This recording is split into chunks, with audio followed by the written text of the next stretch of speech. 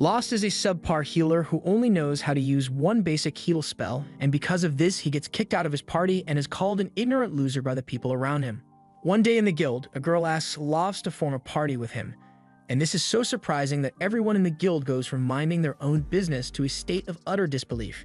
Even Lost can't understand why she would want to form a party with him. But the girl points out that he is holding a party recruitment sign, so he is clearly looking for party members.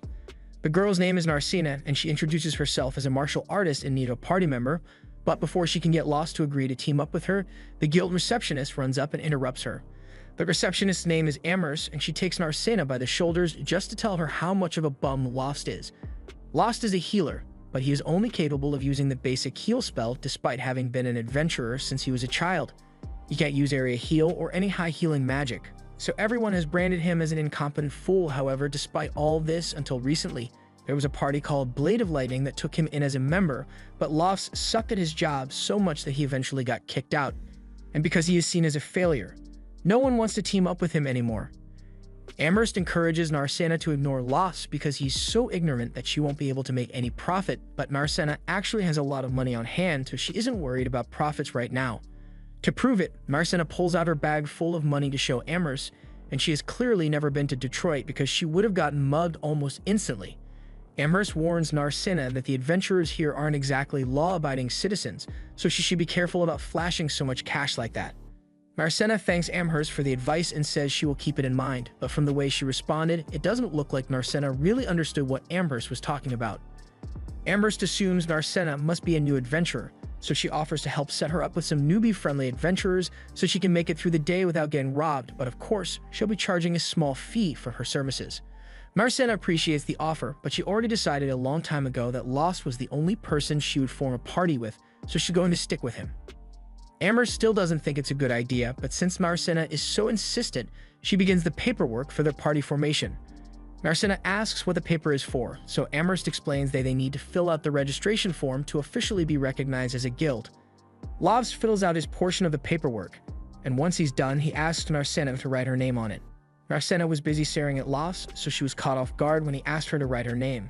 But she still does it, and after Lost pays Amherst her commission fee, his and Narcina's party has officially been formed. They leave the guild together, and Lost begins talking to Narcina about the Mardat Labyrinth, since that's where they are headed. Apparently, no one has actually finished exploring the end of the Mardat Labyrinth, so there's no information on what kind of monster the Labyrinth Master is or how deep the labyrinth goes. Naturally, adventurers began to take up the challenge and explore the labyrinth in hopes of receiving large rewards, and the resulting influx of people led to the formation and growth of Mardat, the largest labyrinth city in the world. Narcina is happy to learn all about the labyrinth, but she asks if it is really alright for them to be heading into it so soon. Before they left the guild, Amherst was adamant that Lost shouldn't take her into the labyrinth because Narcina is still a newbie, and Lost definitely remembers her advice, but he's choosing to ignore it. Due to the amount of magical energy that leaks out from the labyrinth, monsters are able to spawn in different locations around the city. These locations are classified as the mountains, the forest, the wetlands, and the plains, but among them all, the plains are by far the safest since only weak monsters spawn there. Normally, a beginner adventurer would start by practicing in the plains so they can get a feel for combat, but it's such a large area that it's pretty difficult to find monsters to fight there. In contrast, monsters appear by the dozens in the labyrinth, and as long as you don't go too deep, you won't run into any particularly strong monsters, so Lost figures it will be a lot quicker for Narcina to gain experience there. Narcina agrees with Lost, so they both continue to the labyrinth entrance, but before they go in, Narcina is eager to contribute to the party, so she says she will lead the way since combatants are supposed to be the vanguard. Lost doesn't usually stand back when he goes into the labyrinth, but since Narcina is so happy about being the vanguard, he decides to just let her have her fun. Although, as they walk through the dungeon halls, he starts having his doubts because he doesn't know if Narcina is actually capable of fighting or not.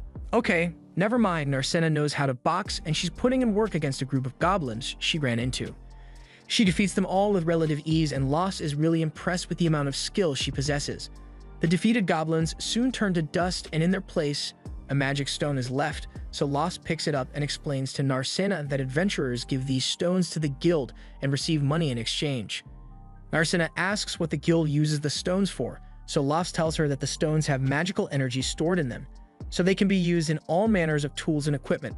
That much should be common knowledge to her as an adventurer, but Narcina was never much of a learner. They've got 5 stones in total, and although goblin magic stones aren't worth much, they will still be able to get enough money from these to cover lodging for the night. They could call it a day and head back to town, or they could go a little deeper into the labyrinth to get some more money. And Marcena is happy fun, so she says she wants to keep going. They head deeper into the labyrinth, but at a certain point, Las grabs Marcena and pulls her back because there's danger ahead. At first, she's confused because she didn't notice anything off, but Las grabs a rock and places it on the tile in front of her, and it activates a pit trap which would have totally killed her if Las hadn't intervened. Marcena is amazed and asks Las how he spotted the trap, so Las explains that the trap tile was a different shade of gray from the others, so he figured something must be wrong. Marcena is glad Las was able to notice it, but trap identification is meant to be the job of a thief, so how come Las is so good at it when he's a healer? Las just tells her that he has been an adventurer for a long time, so he has picked up a bunch of skills over the years. They continue to move forward, but soon enough they come across an orc roaming the halls, and Las is surprised by this since orcs are mid-level monsters, so they aren't meant to appear so high up in the labyrinth. Marcena asks if they should turn and run away. Las doesn't think that will be necessary because his and Marcena's combined strength should be enough to take it down, but he isn't going to force her to do anything she doesn't want to. Marcena says she is fine with it since Las believes they can win, so they get in position and Marcena charges at it, but when she lands her first kick, it feels more like she's kicking a rock than a monster. The orc raises its club and tries to strike her down, but Marcena is able to block it with her hands, although she gets backed into a corner because of it and has nowhere to run as the orc prepares for another attack. However, moments before she is struck down, Las steps in front of her and defeats the orc with a single stab of his sword. He asks Marcena if she's alright, and she's both amazed and grateful that he was able to save her, but she also wonders how he just did that when he's meant to be a healer. Las says he just happened to pick up a few combat skills over his years of being an adventurer, but that aside, they still need to collect magic stone, so they go to retrieve it, and it's a lot bigger than the ones they got from the goblins. It also has more magic in it, so they will get a lot more money if they sell it. With that said, Las asks her if she wants to call it a day and head back to the guild since they've earned enough money, and she has demonstrated her skills, but Marcena says she wants to keep going a little longer, so Las ends up agreeing. By the end of their labyrinth exploration, they've gathered a lot of magic stones and returned to the guild to exchange them with Amherst. Amherst is surprised that they managed to get this many gems in only half a day, but then she notices the orc gem and begins scolding Las for taking Marcena into the labyrinth when she specifically told him not to. It was really reckless of him to take her to the mid-level floors where she is just a beginner, but Las says he didn't actually take Marcena to the deep floors. They were on the beginner level the entire time, and he only intended for them to fight goblins. But there was an orc roaming on the upper floors for some reason. Marcena confirms that Las is telling the truth, so Amherst believes him, and his story isn't too far-fetched anyway, since there have been a lot of similar reports of high-level monsters showing up in beginner areas. Amherst isn't sure what's going on, but she knows it must mean something bad is going on down in the labyrinth. Although she doesn't get paid enough here to really care. Anyway, she asks if Las is here to sell all these gems, and Las says he is, so Amherst excitedly begins gathering the payment for him. Marcena notices that Amherst is a little too happy to be buying magic gems, so Las explains that as guild staff, when Amherst buys magic gems from the adventurers she manages, she gets a fat commission on the sale. Once the money is ready, Las is shocked to see just how much there actually is, but Amherst reminds him that half of that belongs to Marcena. Las is aware that he only gets half, but even half is 10 times more than what he usually got paid when he was part of Lightning Blade, and that's when he realizes that he was scammed by Lightning Blade. Amherst kind of finds the whole thing funny, but Marcena reminds her that it's the guild's job to arbitrate when there are pay disputes, so Amherst says she will help Las get his money back if he wants her to. He thinks about it for a second, but he eventually decides not to bother getting his money back since he has already formed a new party and he wants nothing to do with Lightning Blade anymore. After Las leaves, the guild branch manager comes out, and while Amherst is busy counting her money, Handsome goes up to her and asks if Las was just here, and if so, he hopes she didn't refer him to any parties. Amherst says she obviously didn't refer that idiot to any parties, but there was one girl who specifically wanted to form a party with him, so there was nothing she could do about it. At the same time, Las and Marcena arrive at an inn, and Las is welcomed by the innkeeper's daughter. She asks if Marcena is the girl who recently joined his party, and Las confirms it, but he wonders how she knew about it already. The girl tells him that the news has been getting around since no one ever expected him to be able to form a party, but that aside, she asks if he is her to have something to eat. Lost would love some food, but first, he says he wants to reserve a room, so he goes to talk to the little girl's mother. Mary would be happy to get them a room, so she asks if they will be sleeping together or in separate rooms. Narcissa blushes a little at the thought, but Lost tells Mary that they will be staying in separate rooms, although Narcissa actually kind of liked the idea of sharing a bed with Lost. A little while later, Lost and Narcissa go to bed, and once Narcissa is alone in her room, she begins thinking about the first time she met Lost several years earlier. He had just saved her from an accident and was healing her wound with his basic heal spell, so she was really grateful that he took the time to heal her. So she decided right then and there that she would become an adventurer when she grew up and support Lost in any way she could. Since that day, Narcissa began training relentlessly, and as soon as she heard that Lost had been banished from his party, she rushed over to the capital so she could be the first to team up with him. However, she is just now realizing that Lost probably didn't recognize her at all. Although it's hard to blame him since she did grow a lot taller than she was back then, she was wearing different clothes and her hair color even changed to blue. And even though she came here to help him, it turns out that Lost is so talented that he doesn't actually need her protection, but regardless of whether he recognizes her or not, Narcissa intends to continue to support him no matter what.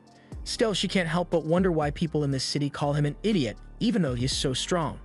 Back when Lost was still a part of Lightning Blade, the party was up against a Hydra and one party member has already been injured by it, so it was Lost's job to heal her, while the party leader held off the monster. Unfortunately, while Lost was able to heal the physical injury, the woman was also poisoned, so she asked if Lost could deal with the poison as well. Lost apologizes and tells her he can't actually get rid of the poison, so the woman gets pissed, because that means she has to recover by herself. The leader asks her to stop complaining and get back into the fight already because he can't keep the Hydra busy forever, but with the poison still in her system, the woman is in no condition to fight. The leader asks Lost to get her back in shape, but Lost says he can't do it and that they should have brought an antidote potion with them. The leader argues that he didn't buy one because antidotes are expensive, and that's supposed to be Lost's job as a healer. Since Lost and Siberia aren't going to get much help for now, the leader turns to the mage and asks her to do something to help him because he can't handle the Hydra by himself. So Armia tries using a fling spell, but it does absolutely nothing against the Hydra, so she gets scared and drops her staff. Margulis has given up on his party's incompetence, so he turns around and orders everyone to retreat immediately. Since Margulis gave up, Armia breaks down and runs away as well, followed by Lost and Siberia, who still can't walk, so Lost is helping her. However, as they are leaving, the Hydra keeps a close eye on Lost for some reason. Once they got back to the guild, Margulis took great joy in telling Lost that he was being kicked out of the Lightning Blade party, and he justifies his decision by saying it's Lost's fault that they couldn't defeat the Hydra, although Lost doesn't think he's the only one to blame since both Margulis and Siberia were so excited to battle the Hydra that they stayed up all night and went into the fight sleep deprived. The two of them refuse to accept any accountability for the failure, so they both look to Armia and tell her to decide who is at fault. Armia doesn't want to put the blame solely on Lost, but she also performed terribly during that battle, so she doesn't want Margulis targeting her instead for being useless, and thus she decides to throw Lost under the bus. Lost soon wakes up from his dream, and he realizes that he must still be bothered by what happened to him that day. Back before Lost joined Lightning Blade, he was already known as an idiot healer by everyone in town, although he still dreamed of becoming a first-rate adventurer. So when a party reached out to him with a position, Lost was overjoyed and jumped at the opportunity. However, once they were in a labyrinth, Lost soon found out that they hadn't hired him because they wanted a healer. They hired him because they wanted a human sacrifice to distract the monsters.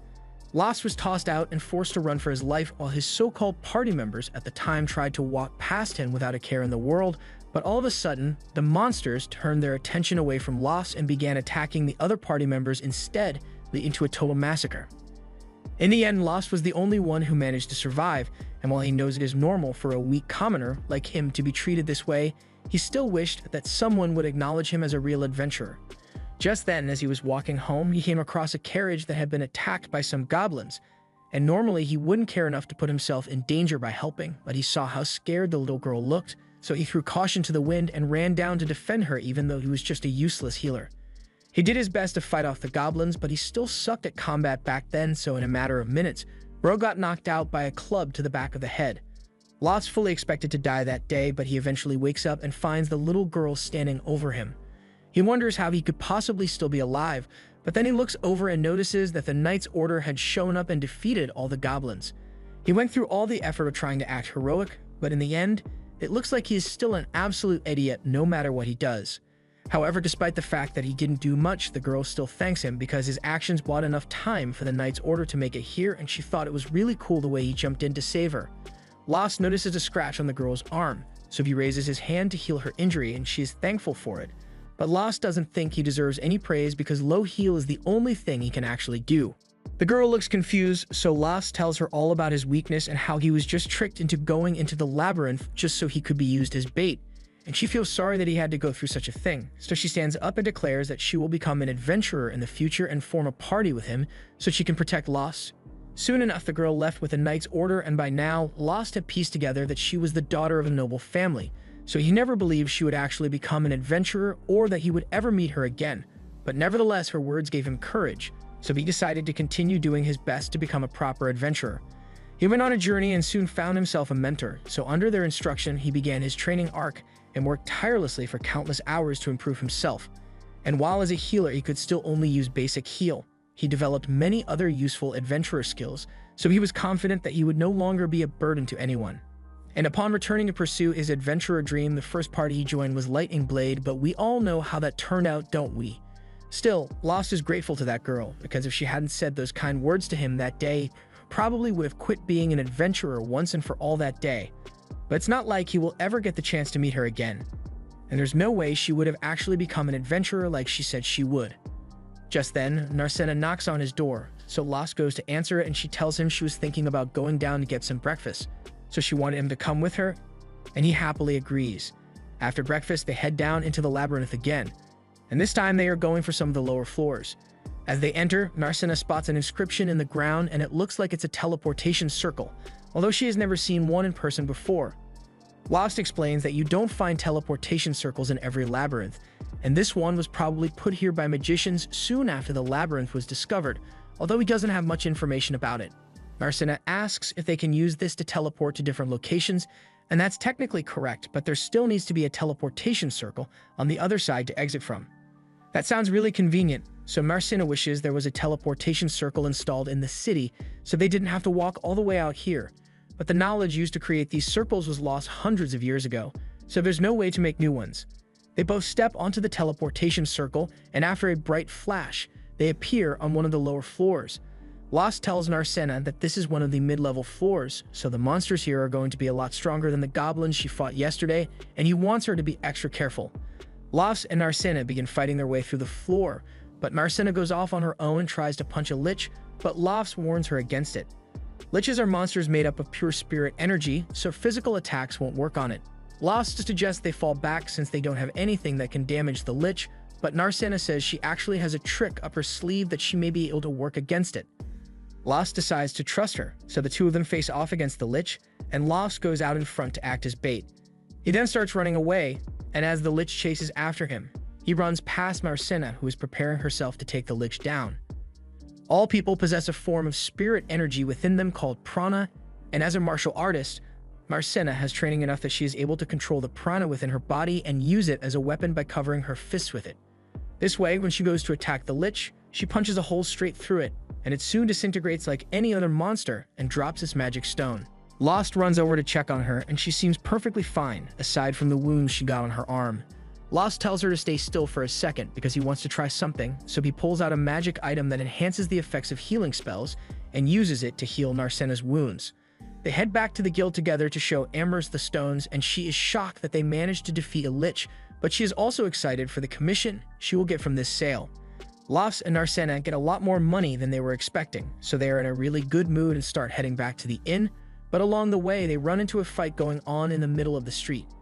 Things like this have been becoming more common over the years as more and more outlaws move into town to become adventurers, and they've been giving all the honest adventurers a bad name.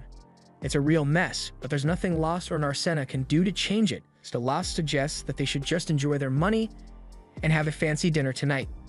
A little while later, Lost and Narcena are seated at their table and have been served one of Mary's best dishes to eat. While they eat, Narcena says she has a question she has been meaning to ask, so she points out to the giant stone pillar on the edge of town and asks what that thing is. At first, she thought it was a building, but it has no windows or doors, and it doesn't look like a monument either, so it's really confusing. Lost shares her confusion and explains that he doesn't know what it is either. He once got curious about it and asked one of the workers about it while it was still being constructed, but the workers didn't know what it was for or who was paying to have it built. Marcena can't believe something like that was possible, but apparently an agent just showed up one day with some money and blueprints, so no one ever met the funder. Still, as strange as it may seem, Lost just chalks it up to some billionaire doing random shit, and he's perfectly fine with that since the towers aren't actually hurting anyone. But he also wishes some of that money could have gone towards building a wall for the city since it doesn't have one. Marcena agrees that a wall for the city would be nice, but at the same time she doesn't think there's much to worry about since with the number of adventurers that live in this city, whether it is monsters or thieves that attack, she's sure they'll be able to fight off any threats. After dinner, they both head back to their room, but before Lost goes to bed for the night, Marcena calls him back. She clearly has something to say, but she can't bring herself to say it, so she just tells him good night and heads to bed. Inside her room, she jumps on her bed and is upset because she wanted to tell Lost that she wants to stay in the same room as him, but she couldn't come out and say it because it was too embarrassing. In the other room, Lost is lying in bed with his mind at ease now that he has such a great party member. He was able to continue adventuring thanks to that little girl's motivation, and while he doesn't know if he will ever get to meet her again, he has a lot to thank Marcena for. In other news, Margulis has just found a new member for the Lightning Blade party, and while he seems really excited to have Lyra join the team, Siberia doesn't seem to like her very much and Armia is too shy to make direct eye contact. Anyway, now that the team is complete again, Margulis is eager to head out and finally defeat that Hydra once and for all. The party heads back to the swamp to confront the Hydra, and luckily the Hydra hasn't grown its head back yet, so they won't have to do as much work. Margulis quickly comes up with a plan of attack and says he and Leela will attack from the front, Armia will provide magic support, and Siberia will sneak up from behind. He's just about ready to run out into the action, but Leela calls a timeout because there's no way she can be on the front line of an attack as a healer. Margulis is confused because Lost always fought on the front lines with them, and Leela can't believe they were forcing their former to fight out on the front lines, but Lost never seemed to mind. In fact, Siberian recalls that Lost sometimes got some really good hits in, and he was actually the one who cut one of the Hydra's heads off. Leela is in disbelief after hearing this, but Margulis doesn't expect her to do something like that. If she says she can't fight on the front lines, he is fine with that, but to make sure, he asks her if she is capable of casting the Detoxify spell to counter the Hydra's poison, and that's something she can actually do, so Margulis tells everyone to get into position to slay the Hydra today. Back in town, Lost and Marcena have just returned from their latest trip into the labyrinth, and Amherst is glad to see that they've brought more gems to sell to her. But she reminds Lost that he shouldn't push Marcena too far because she is still only a new adventurer, so Lost assures her that he is being very careful about the fights they get into. Amherst is glad to hear that they are being cautious, but there's still a limit to how much can be done with a party of two, so she suggests that Lost and Marcena should think about recruiting some new party members to make things easier for them. Lost agrees that more party members would make things easier, but ultimately, he decides that it isn't worth the hassle since he and Marcena are already making a lot of money as they are. Amherst admits that he's right since with the amount they've been making recently, they could probably rent a house instead of staying at an inn if they wanted to. Marcena had no idea it was possible to rent a house in the city, so Amherst explains that there's a limit to the amount of equipment and items that you can store at an inn, but that's not an issue when you have a private room, although it's quite expensive. But the real value shines when there's a male and female party, so the extra privacy allows for a lot of late-night activity. Marcena suddenly seems really interested in renting a private house for some reason, but seeing as Lost did not react, Amherst doubts late-night activity is a possibility in this case. Speaking of private houses, Lost recalls that Lightning Blade had a private house as well, although they forced him to sleep in the storage closet, so it wasn't very comfortable for him. Amherst laughs at how badly Lost was getting mistreated, but if it makes him feel better, she lets him know that he was actually pretty lucky to have been banished from Lightning Blade. Ever since he was kicked out, Margulis and the rest of Lightning Blade haven't been able to accomplish a single mission. Margulis can't understand why, but Leela can clearly tell that he is too dumb to realize he isn't strong enough to handle a Hydra head-on. Margulis hears her, so he's about to start yelling again, but Leela tells him to be quiet, otherwise she can't concentrate on helping Armia recover. Armia was badly injured and poisoned, so Leela really does need to concentrate, and while she is doing that, Siberia tells Margulis that as much as she hates to admit it, Lost may have been more valuable than they gave him credit for. Even though he sucked at healing, he was still able to get the job done in the end, and he also didn't notice that they were scamming him out of his money, so he was the perfect party member. Margulis is really wishing Lost hadn't quit, but Siberia reminds him that he was actually the one who kicked Lost out of the party, and he made a big show of it too. Margulis had totally forgotten all about that, but if he was the one who kicked Lost out, then he thinks it should be easy to get him back. All they have to do is ask, and he is sure Lost will rejoin the party immediately because, after all, they are the famous Blades of Lightning. So no one would turn down an invitation to join the party, although Siberia is starting to question if she even wants to stay in the party at this point. By the next morning, Leela is finally done healing Armia, so she wakes up and thanks her for the healing, but Leela is just happy she could help. She asks if Armia feels well enough to eat, and since she does, Leela heads downstairs to get some food for her. But when heads downstairs to ask where the food is stored, she realizes Siberia and Margulis are gone, and she has no idea where they went. Margulis and Siberia are currently at the guild, and Margulis loudly proclaims that he is willing to graciously allow Lost to return to his party. Once again, everyone stops what they are doing and stares in disbelief, and Lost is most shocked of all. So he asks Margulis to repeat himself because there's no way he could have actually said something so dumb. Margulis repeats himself, and Lost's ears weren't deceiving him, but he still doesn't know how to respond or such a ridiculous request. At the same time, Narcina and Amherst see what's going on, and Amherst explains the blonde guy is the leader of the party that kicked Lost out, and now he's trying to get him to come back by acting condescending. Lost obviously isn't amused with Margulis' speech, but before he can say anything, Margulis assumes he might be upset about the fact that they scammed him out of his pay while he was in their party, so Margulis apologizes and acts like it was an honest accident. He promises that Lost will get a fair share this time around, plus they could really use his help since the new healer Margulis hired isn't very useful in combat. Siberia thinks there's no way Lost will actually agree to Margulis' request, but to her shock, Lost actually thanks Margulis for the offer. Narcina refuses to let Lost be stolen from her, so she runs out in front of him and starts yelling at Margulis, saying Lost will never join his party again. Lost touches her shoulder and tells Narcina that she doesn't need to worry about him leaving, after which he turns to Margulis and tells him that he was only saying thanks to be polite, but he has no interest in ever joining his party again. Margulis can't believe he got turned down, so he starts getting desperate and accuses Narcina of trying to use Lost because she realized he is actually really useful to have around. All Margulis' aggressive pointing is starting to get on Lost's nerves, so he grabs Margulis' hand and warns him that if he ever does anything to hurt Narcina, Lost will make sure his body will be mangled beyond recognition. Lost then turns to leave, and Narcina pauses for a second to rub it in Margulis' face one last time. After they've left, Margulis doesn't know what to do, but he still wants to defeat the Hydra, so he yells at Amherst to recommend him a new adventurer for his party, preferably one who can handle fighting on the front lines alongside him, and Amherst really doesn't want to have to deal with him, but it looks like she won't have to because an adventurer walks out from the crowd, and this dude looks like he completed all the side quests before coming here. The mysterious man offers to join his party and asks if Margulis is satisfied with his level of strength. Margulis checks the guy out, and he definitely looks strong, but to make sure, he is going to have to test his sword skills. He draws his sword and charges at the man, but with a simple swing of his sword, the man instantly disarms Margulis and makes him look stupid in front of the entire guild. After recovering from the embarrassment, Margulis says he will accept the man into his party. However, Siberia doesn't think it's a good idea to trust a man who wears a mask all the time, but Margulis says they have no choice because if they don't defeat that Hydra, Lightning Blade's reputation as a strong party will sink like a rock. So he walks up to the guy and asks for his name, so the guy tells him his name is Shig. Back at Lost's and Narcina's inn, Narcina is checking herself in the mirror when she hears someone knocking on Lost's door, so she goes out to check who it is and finds Sheila at Lost's door. For some reason, her first thought is that Sheila is trying to make a move on Lost, but after thinking about it for a bit, she realizes that couldn't be possible. Once Lost finally opens the door, Sheila informs him that he has guests waiting for him downstairs, which is surprising, but Lost decides to go meet with them to see what this is about.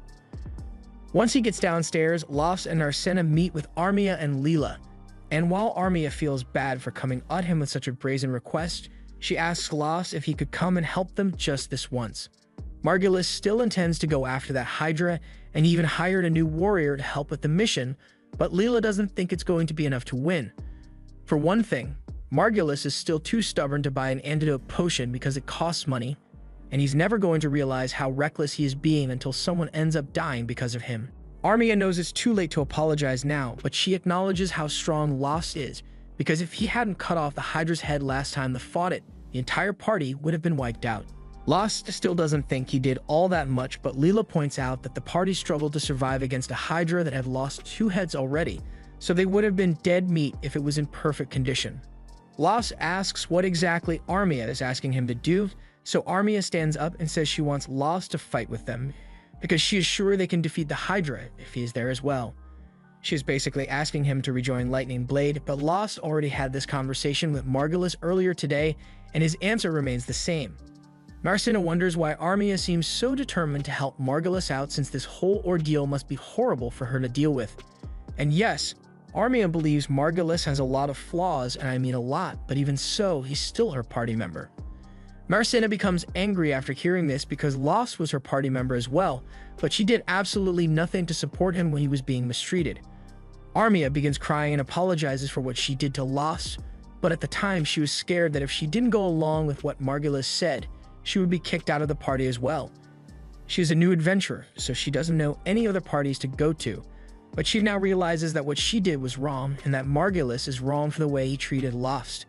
But even though she doesn't agree with Margulis' way of doing things, she still doesn't want him to get himself killed in an unwinnable battle. Leela tells Lost that Armia is serious about her apology and she has been agonizing over it for a long time. Leela tells Lost that Armia is serious about her apology and she has been agonizing over it for a long time. So while she understands Lost can decline the request, she asks that he at least consider accepting Armia's apology. Lost gets up and tells Armia that he holds no grudge against her, so he will accept her apology, but he still has no intention of returning to Lightning Blade. Armia is disappointed, but she accepts his answer and says she won't bother him about it anymore. Just then, Mary comes over and she has brought a whole feast to cheer Armia up since she looks like she hasn't been eating well. While Armia is eating, Lost talks with Leela and asks if there is any way for her to take Armia and leave Margulis' party, but if she could have done that, she wouldn't have come here in the first place. Lost knows how Margulis treats people, so he suggests that Leela should leave his party anyway, but Leela refuses to do that since she would be leaving Armia to fend for herself under the leadership of that idiot. The next day, Margulis finally introduces Leela to Shig since they will be fighting the Hydra again today, but she seems to recognize him from somewhere, so she wants to have a word with him.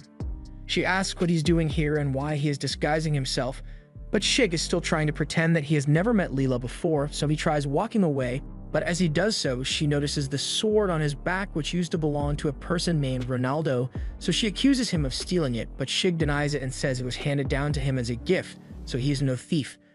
He may have cleared his name of theft, but the fact that he admitted knowing Ronaldo lets Lyra know that he is indeed the same Shig she knew. However, she decides to keep his secret identity hidden since it seems important to him. Later on in the day, Lost and Arsena are heading into the labyrinth as they usually do, but he can't help but worry about Armia and the rest of Lightning Blade because he has no idea if they are truly ready for the battle or not. Down in the labyrinth, Lost is letting Arsena take on some of the mid-level monsters by herself, and she has been doing great so far, but all the moving around made her really hungry, so Lost suggests they should take a break and have lunch. Arsena is glad to hear that, so she brings out the food she packed, but all this seems a little too extravagant for just lunch. Arsena explains that Armia didn't eat much of the food Mary made for her yesterday, so this morning before they left, Mary gave the leftovers to Arsena and told her to eat it for lunch so it wouldn't go to waste. While they eat, Lost gives Arsena some lore about the Hydra and tells her that its body is covered in tough muscles that make it difficult to pierce. It's also venomous and has got scales that deflect physical and magical attacks.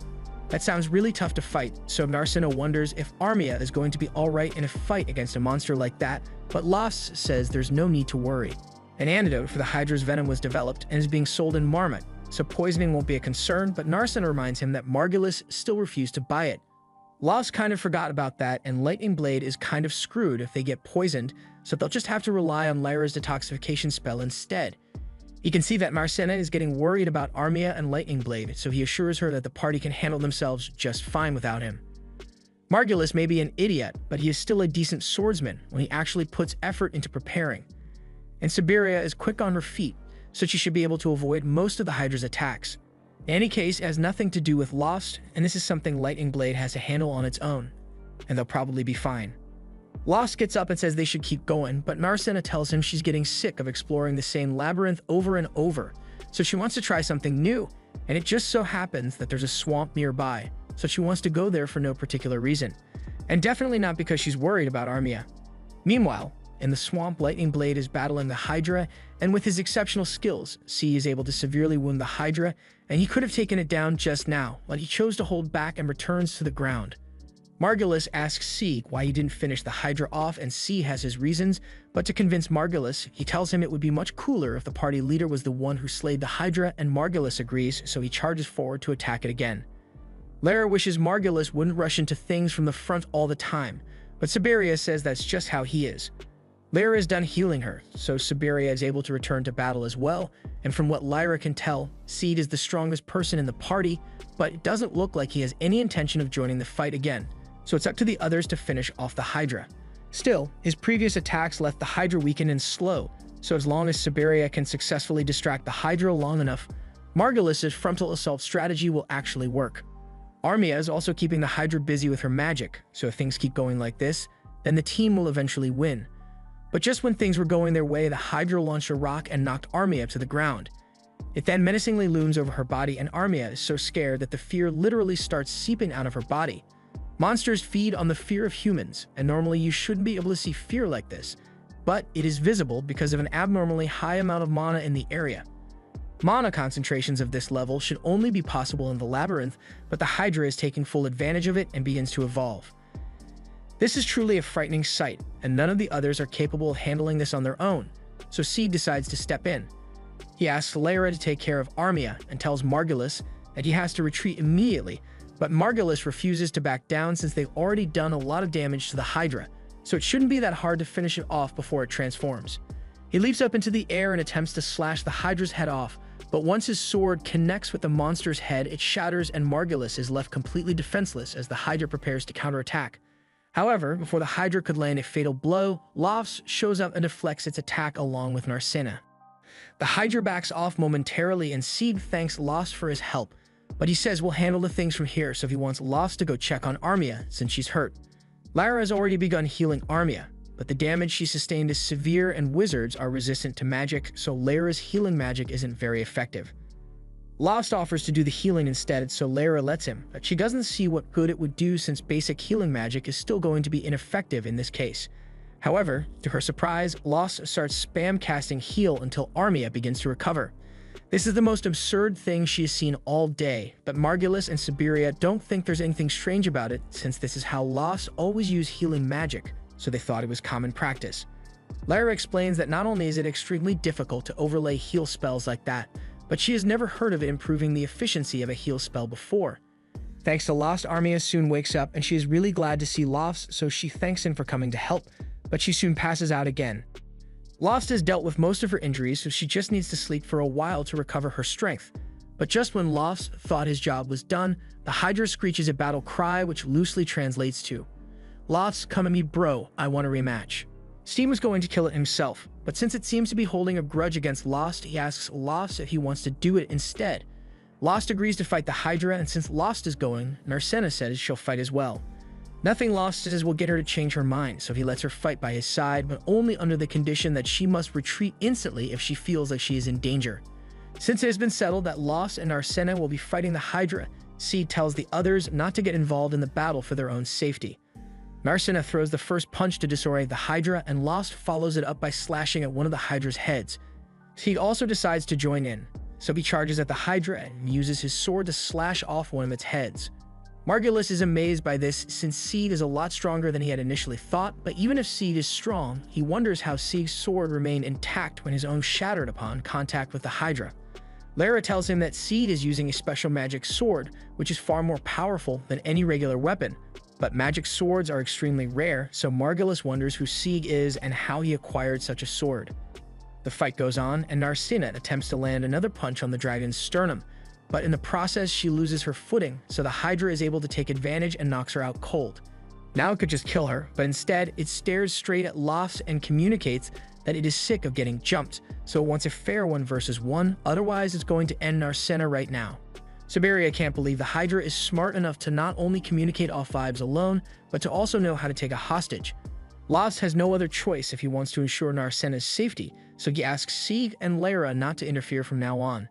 Lost then attacks the Hydra by himself, but before long, he gets knocked down by the Hydra as well. That was pretty anticlimactic since Seed was expecting Lost to be more impressive, but if this is truly all Lost has to offer, he is prepared to take down the Hydra instead. However, as Lost is about to lose consciousness, he reaches out to Narcena in an attempt to protect her, and all of a sudden, energy begins flowing out of his body and he stands back up to face the Hydra. Something is clearly different about Lost, but before the Hydra can react, Lost dashes forward and slashes off all the Hydra's heads in one fluid motion. Once the Hydra has been defeated, Lost loses consciousness again, and by the time he wakes up, Narcena is standing over him asking if he's alright. He says he's fine, but he's more concerned about Narcena's health since she took a direct hit from the Hydra. Narcena says she's perfectly fine, but only because Lara brought an antidote potion for emergencies, and that thing was expensive, so Lara says she will charge him for it later. That aside, she asks Lost what happened to him earlier, but Lost has no idea what she's talking about. Just then, Margulis interrupts and starts complimenting Lost on his strength and tries to convince him to rejoin his party. Lost cuts him off and says he's never going to rejoin Margulis' party, but Margulis keeps talking anyway. He says a lot of valuable magic stones were dropped from the Hydra and he is willing to split 3 ways with Lost if he joins them, but Lost finds it odd that Margulis only intends to split the reward 3 ways, so he asks what he means by that. Margulis says he's only going to split it for himself, Siberia, and Lost, so the other get nothing. Lara and C are new to the party, so he couldn't care less about them, and Armia gets scared and hurt so often that he thinks she is useless now and wants nothing to do with her. He and Siberia even consider selling her off as a slave just to get rid of her, and at this point, Lost has had enough, but before he can do anything, Narcena beats him to the punch and knocks Margulis to the ground.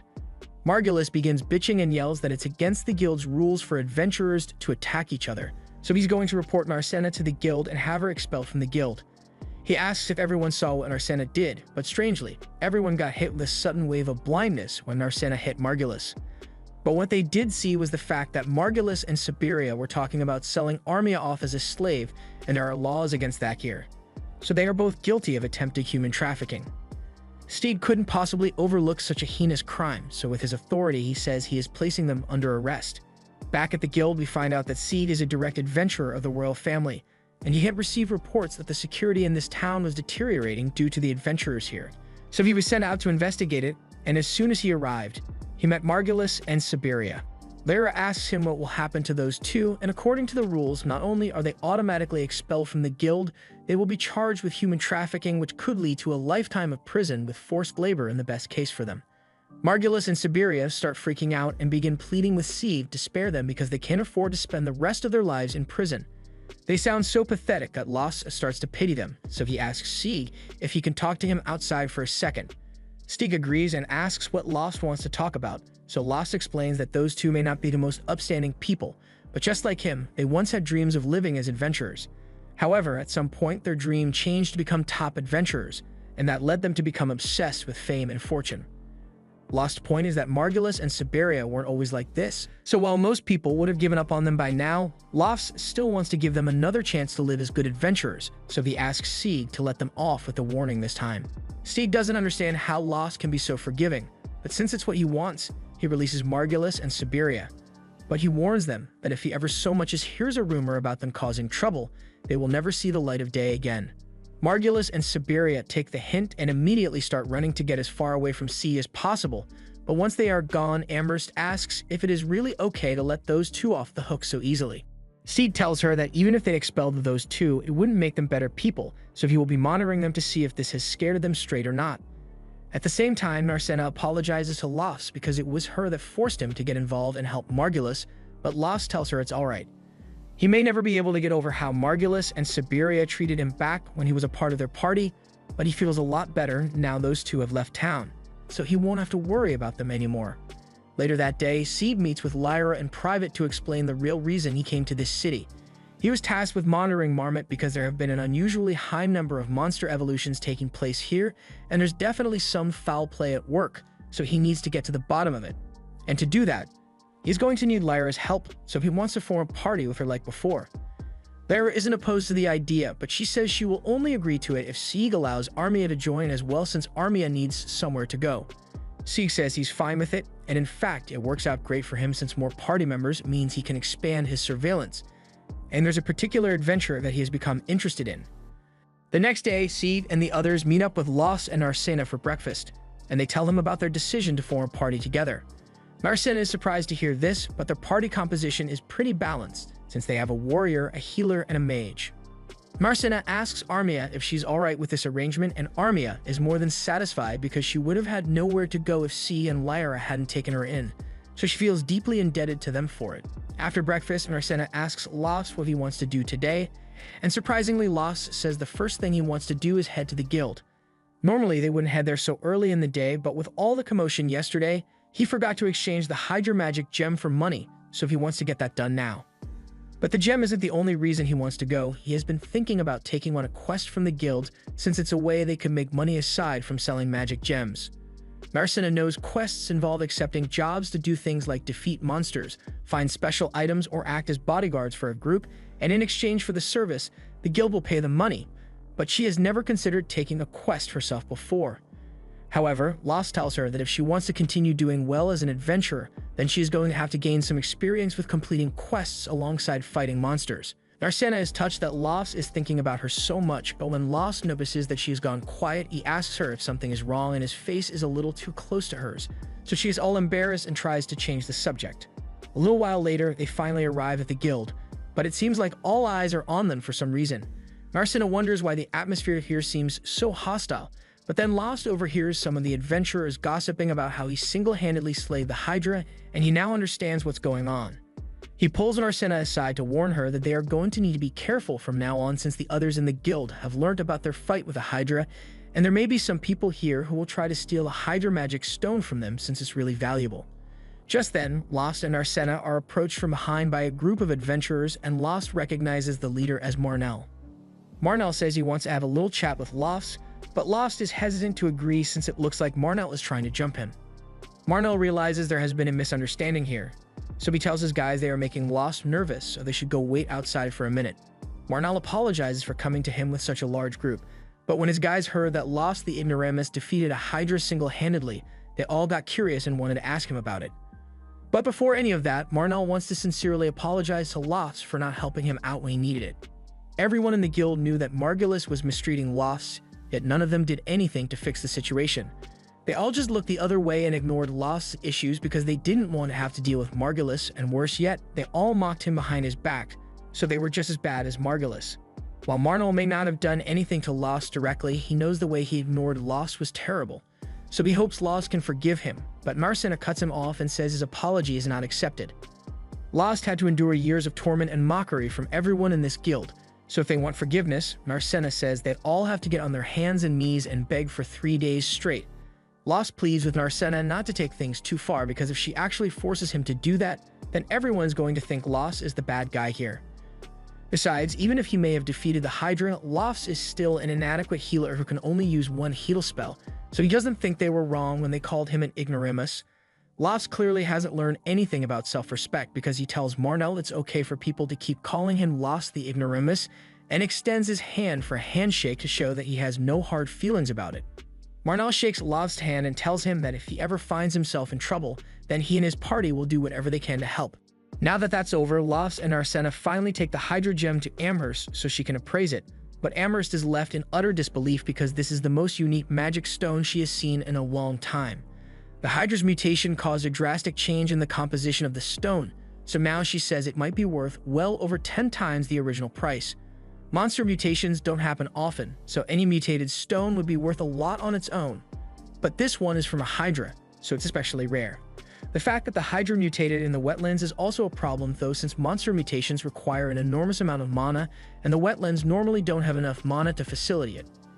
It's possible for mana to accumulate outside the labyrinth, but it's unlikely for that to happen naturally, and there's also the fact that Lost and Narcena encountered a high-level orc on the upper floors of the labyrinth, so there's definitely something going on in there. Narcena asks why the guild hasn't done something about this, like send an expedition out to investigate the cause of these strange occurrences, and that's a good question, so as Handsome, the branch manager, happens to be walking by, Lost and Narcena decide to report the matter to him. In Handsome's office, Lost and Narcena give detailed accounts of the high-level monsters on low-level floors and the Hydra mutating outside the labyrinth, but Handsome doesn't seem to care. Lost tries to convince him that this is a serious issue since if they don't find out why monsters have been getting stronger lately, then other adventurers might end up getting hurt. But once again, Handsome says he doesn't have time to deal with such a trivial matter, and if adventurers end up dying because of something like this, then they were probably better off dead anyway. Lost sees that Handsome has no intention of investigating the events, but even if he's not going to do anything about it, Lost suggests that he should at least post a warning to let people know of the new dangers, but Handsome seems to have a personal grudge against Lost, so instead he warns Lost to either stop complaining or to get out of this town. They aren't getting anywhere with Handsome, so they leave his office and Narcina is really pissed at him for what he said. Lost tries to calm her down and says Handsome is probably too busy to deal with the issue, but that's not why Narcina is angry. She is angry because of the way Handsome treated Lost, because there was no reason for him to be so hostile, but Amherst tells her that that's just the way Handsome is. The master of this guild, Mist, is an old and reclusive person, so they almost never leave their office. That's why Handsome has been left in charge of running the guild, and though he may not be the best person, he gets the job done, so there aren't many complaints about him. The only problem is that he expects everyone to be perfect, so he would constantly berate people for even the slightest mistakes, and that really gets on her nerves.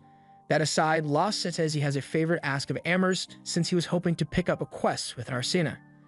Amherst is more than happy to help, so she brings out a list of all the quests that are available at the moment and allows Lost to look through it. The quests all seem to be pretty mundane, especially this one about a guy looking for a fishing buddy in the labyrinth, so Narcina is really disappointed. Amherst understands that Narcina thinks it's a bit lame, but she would still be getting paid for it, so it's an official job and she shouldn't look down on it. While Lost is looking through the rest of the list, he notices a quest which involves defeating a monster, and Narcina seems to be a lot more excited about this one since it sounds like it will be action-packed. She says she's interested in taking this quest, but Amherst is a little hesitant to let her have it since it's not exactly a good fit for their party. The quest is to eliminate a phoenix that lives near one of the mid-floor teleportation circles, and if they manage to pull it off, it would earn them a lot of money, but a party consisting only of a healer and a martial artist won't stand a chance against that kind of monster. Lost agrees with Amherst on this since it would be practically impossible to defeat a flying phoenix when they don't have a long-ranged attacker. Amherst says she would only allow them to accept the quest if they had a warrior and a mage, as well as another healer who could use Area Heal to help everyone recover. Lost thinks about it for a second, and he just so happens to know a party with a warrior, a mage, and a healer that could help with this quest. A little while later, Lost meets with Sieg and the others to discuss the Phoenix subjugation mission, and both Lyra and Sieg seem to be on board with the mission, especially since it would make it easier for Sieg to keep an eye on Lost. Before they agree to anything though, Lyra asks Armia if she's willing to partake in the mission, and Armia says she doesn't mind, but she asks Lost if he's sure he wants her to be a part of the group after the way she treated him. Lost says he's not mad at her for what she did, and as long as she acknowledges that the way she acted was wrong, he feels like he can trust her to do better in the future. Now that they've agreed to work together, they need to begin preparing for the mission, so everyone heads to the market to start shopping for the gear they will need. After shopping for a while, Lost tells Narcina that he wants to stop by a medicine shop so he can get a few medicinal creams, because burn wounds heal a lot faster if you use medicine on them, in addition to healing magic.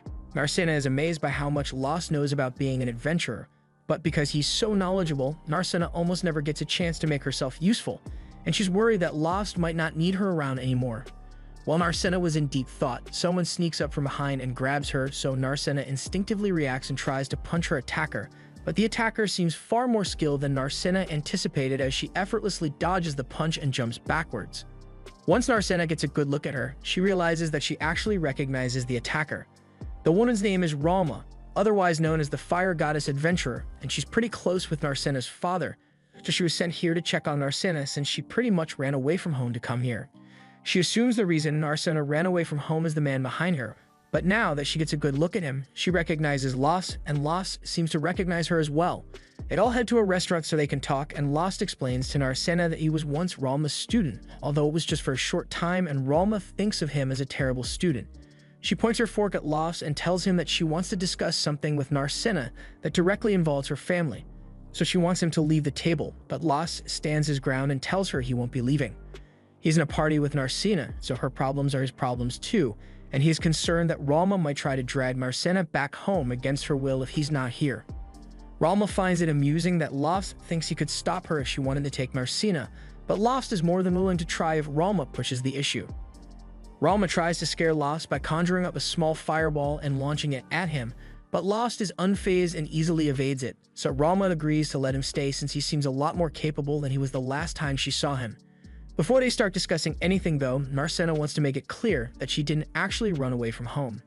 Sure, may have forgotten to tell her parents she was leaving, but she did leave a note saying she was leaving to go be with a man who is almost 10 years older than her. After hearing all that, both Lost and Ralma are shocked, and Lost is starting to understand why Narcena's parents would be so worried. Ralma assures them that Narcena's parents aren't against her becoming an adventurer, they just wanted Ralma to make sure that Narcena wasn't in any kind of danger here, and seeing as she is with Lost, Ralma is sure Narcena will be perfectly safe, so there's no reason for her to get involved any further. Ralma lets the two of them go on with their shopping, and she's glad she made sure Narcena is alright, but that wasn't the only reason she came to this town. Her main mission is to figure out what the guild master, Miss, is plotting, because there's definitely something sinister going on in this town. The next day, the group makes their way into the labyrinth with the teleportation circle, and Narcena is on guard the second they come out, but to her surprise, the Phoenix is nowhere to be seen. She thought they would have to fight it as soon as they got here, but Lost tells her the Phoenix wouldn't fit in here. Phoenixes aren't necessarily giant monsters, but the passageway is too small for any Phoenix to crawl through, so the group is going to head a little deeper into the labyrinth to find it. Monsters with wings don't like cramped spaces like these, but the group eventually comes across a wide open area which looks exactly like a Phoenix's preferred habitat. According to the info Lyra got about this place is apparently newly discovered, meaning there's a lot of unexplored paths and unclaimed treasure to be found, and both Narcena and Armia are excited to hear that, but there's one problem. The Phoenix is in the way of the unexplored territory, so no adventurers have been able to go in, which is why the guild put out a bounty on it. Lost examines the area and finds some scorch marks on one of the broken pillars, so now that he has confirmation that the Phoenix was indeed here, he throws a rock out into the room to make noise and lure the Phoenix to his location. Before long, the Phoenix makes an appearance in all its blazing glory, and the group is ready to take it on. Meanwhile, back at the guild, Amherst is sitting at her desk, bored out of her mind, when all of a sudden, Ralma walks in. Amherst is immediately intrigued and rushes up to Ralma to be the first to greet her. Ralma is surprised by how nice Amherst is being, considering the fact that she's a guild staff member, and she's right to be skeptical since Amherst is usually anything but nice when it comes to adventurers, but after one look at Ralma, Amherst could tell that she's no ordinary adventurer. Amherst has no idea who Ralma is or what her title may be, but with all the expensive magic items Ralma is wearing, Amherst is sure she must be rich. She asks how she can help Ralma, so Ralma tells her she wants to meet with the guild branch president. Amherst is a bit taken aback since the branch president never accepts visitors, so she asks if Ralma has some sort of appointment, but Ralma never made one. Amherst then asks if Ralma happens to be a friend of the branch president, but Ralma denies that, although she does have a relationship with the branch president, but it's more like she wants to kill him. After Ralma says this, Amherst says she can't help since Ralma just admitted to trying to kill the branch president. Her nice act also disappears as she starts calling Ralma an idiot, but Ralma doesn't have time to deal with this, so she decides to just commit arson and get it over with already. Amherst runs away and Ralma starts aiming for the branch president's office, but before she fires her shot, Handsome walks up behind her and stops her. He tells Ralma that she can talk to him if she needs anything, and he also informs Amherst that Ralma is known as the Fire God, and if she wanted to, she could turn everyone in this building to ash, so Amherst better leave before she makes Ralma mad again. Back in the labyrinth, the Phoenix hasn't come down at all, so neither the swordsman nor Narcena are going to be able to attack it. With how things are going, Lost wishes he had brought a bow instead of a sword, but Narcena thinks they should be fine since it's not like the Phoenix can attack them from way up there. She was wrong, the Phoenix totally can attack from that distance, and it aimed its fireball straight at Narcena, so Lost had to jump in to save her. After he gets her to safety, he explains that while the Phoenix also attacks with its claws and fiery body, it can also launch long-distance fireballs, which makes it tricky to handle. Back at the guild, Ralma speaks with Handsome in his office, and before they start, he asks her if her complaint is about the situation in the labyrinth as well. Ralma is surprised that he would mention that, so Handsome explains that he just had a couple of adventurers complain to him about the dangerous conditions within the labyrinth. Ralma asks how he responded to their complaint, but all Handsome did was tell the adventurer to leave town if he doesn't like the working conditions. That doesn't seem fair, but that's beside the point because Ralma has a different complaint to make. She has noticed that there are a lot of thugs in this city acting as adventurers, and she believes the guild is intentionally bringing them here. Handsome is stone-faced and denies her claim. That's not the only thing Ralma wanted to talk about. There's also the matter of that giant pillar on the edge of the city, and the others like it all over town because she has a bad feeling about them. Handsome denies knowing anything about that, but Ralma accuses him of lying because for adventurer towns like these, the guild branch president is basically the king, so there's no way that Handsome could be the acting guild president and not have any idea about what those towers are. Handsome asks her if she's got any proof of her claims because if not, she should just leave if she doesn't like the situation here.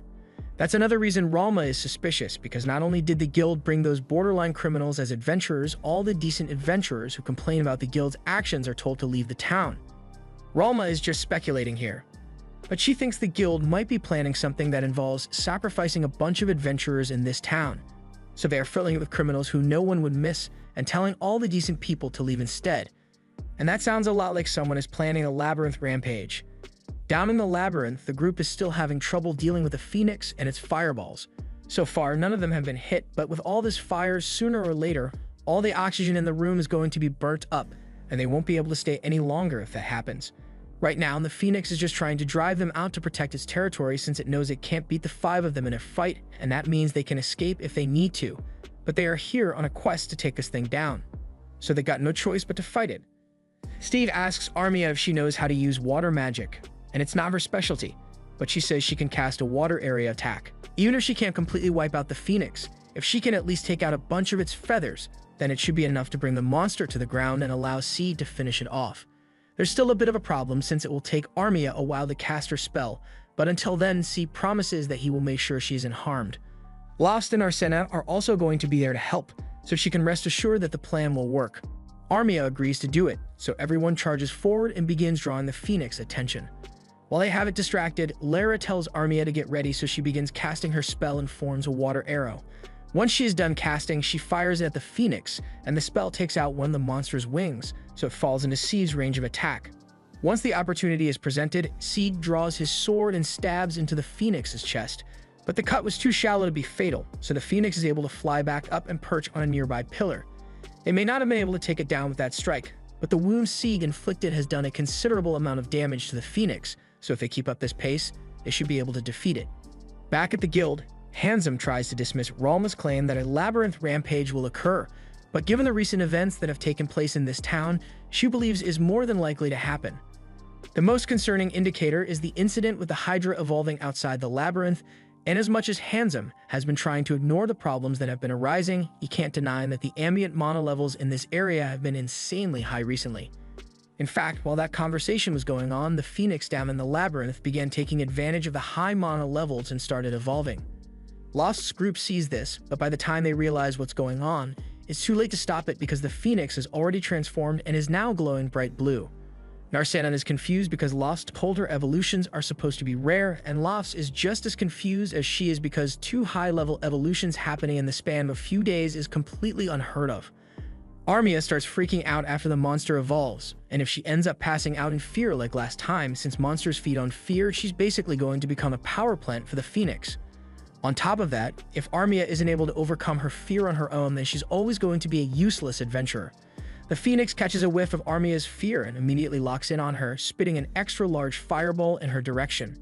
There's plenty of time to dodge, so Lara yells for Armia to run, but Armia is frozen stiff by fear, so Lara is forced to run up and drag her out of the way, but they aren't going to be able to get out of the way in time.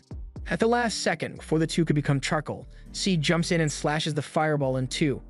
He made a promise that he would not let Armia be hurt, and no matter what, he's going to keep his word, so he pleads with Armia to get back on her feet and fight with him. Hearing this, Armia finally snaps out of it and realizes that her friends are going to die if she doesn't get her act together. So she stands and apologizes to them, but she's ready to cast her spell, but she's going to need them to buy her some time. Narcena is the first to run out and attack the Phoenix, since it's within her strike range, but even though she got a clean hit off on it, the Phoenix took no damage and Narcena's fist catches on fire. Luckily, it was just her glove that was on fire, but now she's starting to reconsider the viability of boxing the Firebird. The Phoenix comes back for round 2, and Narcena has no way of defending herself, so Lost jumps in and blocks its attack with his sword. Unfortunately, the Phoenix's flames are insanely hot, so while he manages to save Narcena from getting burned by using his sword, he no longer has a sword to use.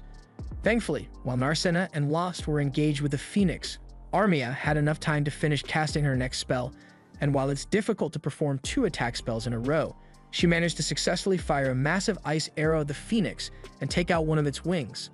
Sieg then runs out in an attempt to finish off the Phoenix, but at the last second, it starts flying again and Armia doesn't have enough energy to fire another spell, so it looks like they might be screwed. But just then, Narcina comes up with an idea and starts climbing up using some broken pillars until she's above the Phoenix. And now that she has the high ground, she uses a spirit kick to knock the Phoenix back to the ground, and the second she does, Lofts shows up and uses his dagger to finish it off. After the Phoenix disappears, everyone begins congratulating Armia for doing such a good job since they never could have defeated the Phoenix without her attack magic.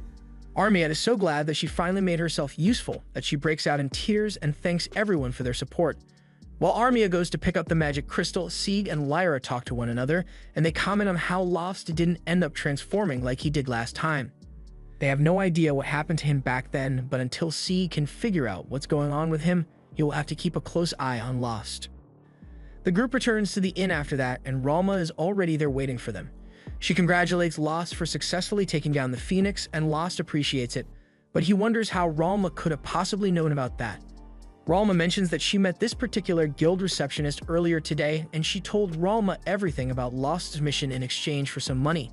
Since Lost and the others came back alone, Ralma assumed they must have succeeded, and that means they will get a lot of money from it, so she asks Lost to treat her to dinner. Lost ends up agreeing, but he knows Ralma can't handle her alcohol, so he asks her to hold back, but she's not going to listen to him. Once the food arrives, Narcina tells Ralma that the food here is wonderful, but Ralma says she prefers the food they serve back at the mansion. Armia is confused when Ralma mentions a mansion, so since none of the others seem to know about Narcina's family, Ralma explains that Narcina is the daughter of Earl and Alestria. This shocks everyone, but is especially shocking to Lost because he finally realizes that the girl he saved all those years ago was really Narcina. Later that day, Handsome goes to meet with the guild branch president in his office and informs him that there was yet another mutation, but he also has other news to report. So he tells the branch president that Ralma is in town, and this pleases the president since having his disciple around is going to be helpful. The next day, Lofts and Narcina are in the guild to exchange the Phoenix magic gem for money, but when Amherst brings out their payment, Narcina is outraged because it looks way too small. Phoenix gems are meant to be really valuable, and on top of that, this particular Phoenix was evolved, so it should be worth a whole lot more than usual. So Amherst must be trying to scam them if she says this is the only money they will receive. Now, Amherst may be a money-hungry opportunist, but she's no thief, so she assures Narcina that the money in that pouch is large enough to cover the value of the Phoenix gem and encourages her to take a look for herself. Normally, the guild pays adventurers in silver coins, but it would take hundreds of thousands of silver coins to pay for the gem, so Amherst opted to exchange everything for gold coins instead to make it easier to carry. Narcina is stunned once she sees that Amherst was telling the truth, and she doesn't really know what to say at this point, so Lofts just tells her to accept the coins already and pays Amherst her fee before walking off without another word. Amherst is always happy to receive money, but she noticed that Lofts seemed a lot more quiet than he usually is, so she asks Narcina if anything happened between the two of them. Narcina follows Lost outside, and the two of them sit down to have a snack, but Lofts still isn't saying anything, so Narcina is forced to break the silence and says there's something she's been meaning to ask Lost about. Since they just got paid a large sum of money, she asks if he would like to rent a detached house with her. Lost is taken aback by such a sudden request, but Narcina has a good reason for it. With the funds they currently have available, it is much more economical and secure to rent a private house rather than continuously staying in a hotel. And Narcina already went through the trouble of assessing the current housing market, and not only do they have enough money to rent a house, they could even buy one if they wanted. Something I can't relate to. Lofts agrees with everything Narcina has said, but he asks if there is a particular reason she's bringing this up now, like some kind of complaint about Mary's hotel or something. But Narcina says there's nothing inherently wrong with the hotel. It's comfortable and has great food, which makes it extremely popular, but precisely because it's so popular, his place is always crowded and Narcy won't admit it, but she really wants to have a place where she can have nice long chats with Lofts without any interruptions, and then from there, maybe they will grow close enough to have a more physical connection. Narcina starts getting embarrassed by her unholy thoughts, and Lofts has no idea what she's thinking, but he tells her that it's still too early for them to buy a house together. He believes it's better if they save their money in case of a future emergency, and besides, they still have to consider this situation with the others. After they got back from the Phoenix hunt, Sieg suggested that they should all form a permanent party together since they work together really well. And although Lost hasn't given him an answer yet, he is seriously considering it as an option. If they plan to go into the deeper floors of the labyrinth eventually, then Lost and Narcena are going to have a difficult time making it on their own. That's why Lost wants to add new members to the team, and he's specifically talking about C, because he is clearly a very strong adventurer. Narcena doesn't want to have to share Lost's attention, but she can't deny that he is right about needing strong teammates, so she ends up agreeing to form a party with Steve and the others. Later that day, Lost and Narcena meet up with the others and agree to merge parties with them. So Seed proposes a toast to celebrate their new party. Mary overhears this and decides to treat everyone to a special meal, and after they are all done eating, Armia is pretty much in a food coma. Since it's getting pretty late, Lara decides to take Armia to bed, so she picks her up and starts dragging her upstairs. Lara continues walking to the stairs with Armia, but as she's about to head up, Narcena comes up to her and says there's something she wants to talk to her about. They head up together, and after getting Armia into bed, Narcena tells Lara about the conversation she had with Lost earlier about buying a house together. Lara is impressed by how bold Narcena was to ask Lost to live with her, but Narcena says Lost rejected her idea, so she's starting to think he might hate her. Lara assures Narcena that Lost doesn't hate her, and it's much more likely that he just doesn't want to rush into things because he cares about her so much. Lost doesn't seem like the kind of person to be shy about this kind of stuff, but every man has their own personality, so Lara advises Narcena to be patient with him. Narcena thanks Lyra for the good advice and says she is glad she came to Lyra for help because she knew Lyra would have good relationship advice to give, but all Narcena's praise just reminds Lyra of the fact that she has never had a boyfriend. While Lara and Narcena were talking upstairs, Lost and C were having a conversation on the same topic, and C thinks Lost should just agree to live with Narcena. It's not like they are getting married or anything, and Narcena clearly admires him a lot, so it wouldn't hurt her feelings if he refused. He asks Lost if he dislikes the idea of living with Narcena, but that's not true at all. She's the one who gave him hope when he was at the lowest point in his life, and she even came all the way to this city just to form a party with him, so he could never hate her. But C can tell that Lost is still too embarrassed to admit that he likes her. Back to Lara and then Narcena's conversation, Lara starts talking about her romantic history, and how when she lived in the royal capital, several men were trying to earn her affection, so much so that they would join her party just to get close to her. C was one of these guys, and one day while he wasn't around, another guy tried getting frisky with Lyra completely unprompted, but she refused to let it happen, so she knocked him out and dragged him outside. She was willing to let it go, but when Seed found out forgiveness wasn't an option, so he yeeted the guy out of the city, and then he vanished from the city as well. Lyra has no idea what Seed was thinking at the time, but Seed confides in Lost about the same story and explains that he was angry at himself for not being there to protect Lyra, so he didn't know how to face her.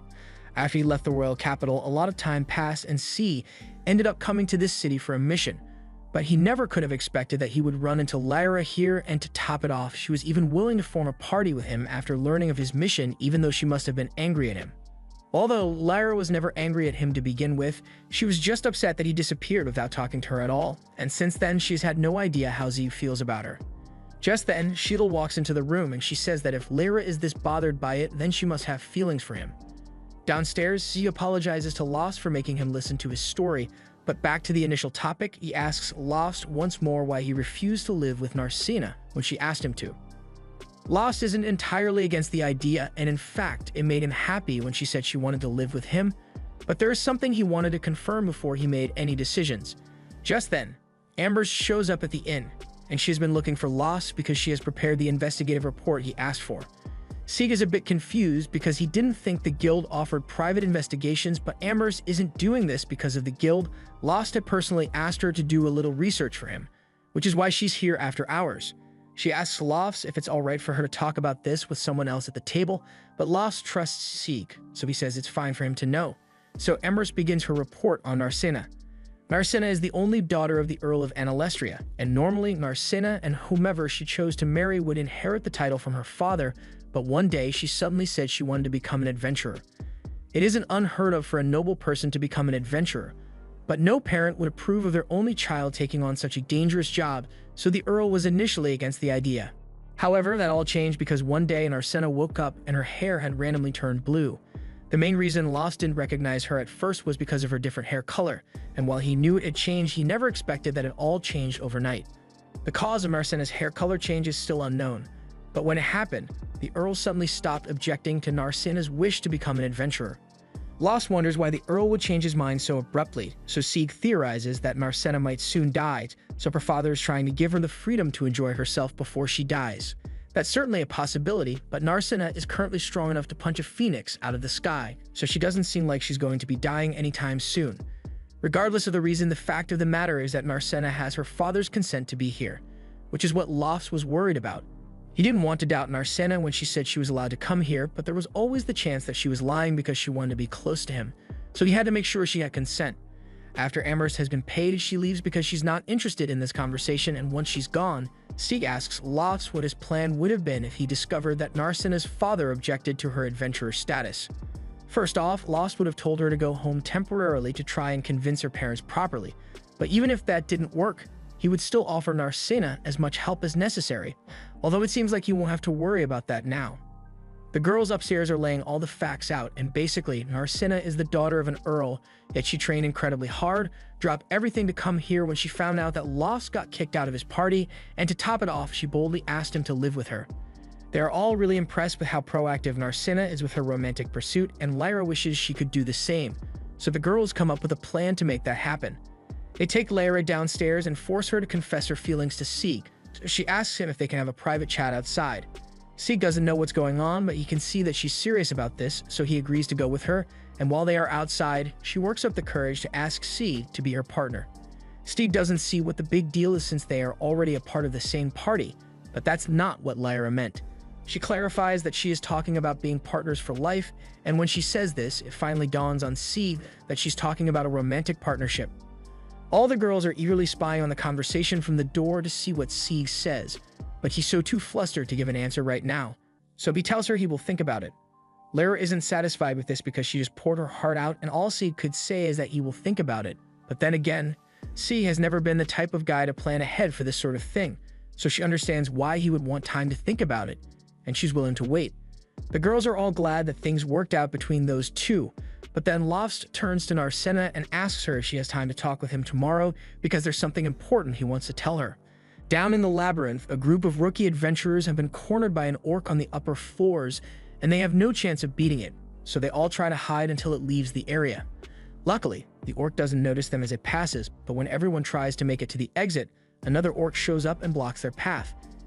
To make things worse, the first orc is also doubling back, so in no time, the group is going to be trapped on both sides if they don't do something quickly. But not to worry, because the leader of the group planned for a situation like this to make sure everyone survives, which is why he brought Keith. But as for poor Keith, yeah, he's not making it out of this one because they're using him as bait to lure the orcs while they escape. Meanwhile, in town, Lofts and the others are having breakfast together, but Narcena is so lost in thought that she can barely focus on her food. Sieg and Lyra are starting to get worried about her, and they assume she's acting this way because Lofts said he had something important to tell her, but he never told her what it's about or when they would have this conversation. So she's constantly daydreaming about what it might be. Lyra tells Lofts he should probably hurry up and have that discussion with Narcena, but Lofts doesn't want to rush into it because it's a very serious matter. However, if he doesn't get it over with soon, Narcena is going to start eating flowers at some point, so he decides to have that talk after all. He goes over to Narcena, and as soon as he calls her name, she nervously jumps up and asks what he needs. Lofts tells her that he wants to have that discussion they talked about earlier, and Narcena is eagerly awaiting what Lofts has to say, but before he could actually say anything, the door to the inn swings open and somehow, Keith managed to survive being abandoned in the labyrinth. Sheila seems to know who he is, and she is really worried about him, so she runs over to check on him and his injuries. A little while later, Lofts is fine healing Keith, so he tells everyone that the kid is going to be alright since his injuries weren't as bad as they looked. For now, Lyra and Sheila are going to be looking after them, but the others are a bit confused to hear this because it makes sense for Lyra to look after him since she's a healer. But why does Sheila need to be there? Mary comes over and explains that Sheila has been friends with Keith since they were little. Keith is a labyrinth orphan, and he's the same age as Sheila, so Mary couldn't just abandon him, which is why she'd often let him hang out and eat with them. She grew fond of him, so she would have happily let him work at the inn, but Keith wanted to become an adventurer, so she let him follow his dreams. He even looked so happy when he told her he got accepted into his first party, but look at how that turned out for him. Lofts apologizes to Narcena, but he's going to have to talk to her later because there's something he needs to take care of first. Lofts already called in a favor to help track down the people that ditched Keith in the labyrinth, and the guild members have already beaten them up pretty badly for what they did. They offer to let Lost decide the punishment for the treacherous party, but Lost thinks they have been beaten badly enough already, so he tells everyone to cut the party loose, but he makes it clear that he never wants to see the party anywhere near this city again, so the party runs off. Amherst understands why Lost asked for everyone's help to punish that party, but disputes between adventurers are meant to be handled by the guild, so she can't condone them taking actions into their own hands. The adventurers are enraged to hear that since the guild did absolutely nothing to stop those people from abandoning Keith in the first place, and it's not like they were taking any other actions to get justice. Amherst admits that the guild's response to these kinds of situations is pretty lacking, but she has orders from management that she has to follow. Just then, Handsome shows up and starts scolding the adventurers for daring to take matters into their own hands and banish that party. He tells them they had no right to do that, but the adventurers clap back and yell that Handsome has no right to say that to them when he did literally nothing to solve the problem, but Lost tells everyone to calm down and says he will talk to Handsome to air out their grievances. Once Lost meets with Handsome, he explains everything that happened, and while Handsome still isn't pleased that the adventurers handled it by themselves, now that he knows the full story, he understands why they did it. Lost asks him why he doesn't do anything to prevent these kinds of situations, because other cities at least have policies in place to protect Labyrinth orphans from being treated as bait. But Handsome counters with a simple question and asks if any of those policies would be enforceable down in the Labyrinth. Cities can make all the fancy rules and regulations they want, but if it doesn't result in any beneficial changes, then there's no point in wasting time and money on it. Lost asks if Handsome intends to just abandon all the Labyrinth orphans that end up getting used as bait, but he tells Lost he is mistaken about something. Handsome has always made it clear that anyone who doesn't like the way this city operates should leave, and that's not just because he doesn't like complainers, it's because he believes people should only become adventurers if they can handle it. This may be an adventurer's guild, but they've never once forced anyone to become an adventurer, and the same goes for Keith, since if he can't handle the risks that come with the job, he should have chosen a different path in life. Lost wants to tell him he's wrong, but he kind of agrees with Handsome about that. However, he still believes that there must be some way to deal with the situation and save the Labyrinth orphans. Handsome gets up and recalls something that a man once said. As an adventurer, the incompetent are as good as dead, so it's best to be prepared from the start. Lost should remember those words because Handsome was the one who said that to him years ago, and to jog his memory, Handsome shows Lost the scar he got from their time together. Years ago, when Lost was still starting out as an adventurer, he and Handsome got suckered into being the luggage carriers for a party of adventurers, and Handsome was being treated particularly poorly, so Lost offered to help him carry some of his luggage to lighten Handsome's load. However, Handsome refused to accept any pity from someone as incompetent as Lost, so he told him to shut up and stop talking to him. Later that night, while the rest of the party was staying warm near the fire, Handsome sitting out in the cold on his own away, and he is really regretting his choice to accept this job, even if it paid decent money. A few hours later, when everyone has gone to bed, Lost wakes Handsome up and warns him that there are a bunch of goblins approaching them. He tells Handsome to warn the others while he keeps watch a little longer, and Handsome does as he is instructed. So once everyone is up, Lost fills them in on the situation. The others can't believe it, so they ask Lost if he's sure about what he saw, but there's no doubt in Lost's mind that there are goblins approaching, and there are too many of them to even count.